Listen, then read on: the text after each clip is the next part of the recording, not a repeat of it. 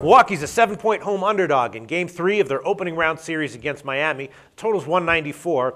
And in the first two games of the series, we saw some pretty typical results for an 8-1 round one matchup in the NBA playoffs. Miami got a blowout win and an easy cover in Game 1, and then they got another relatively easy win in Game 2, but that game went much closer to the spread.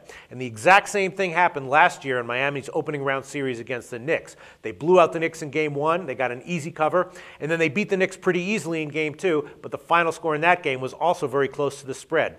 And then in Game 3 of that series, Miami was a 5.5-point road favorite, and they wound up getting an easy cover by double digits. They won by 17, and that game also went way under the total.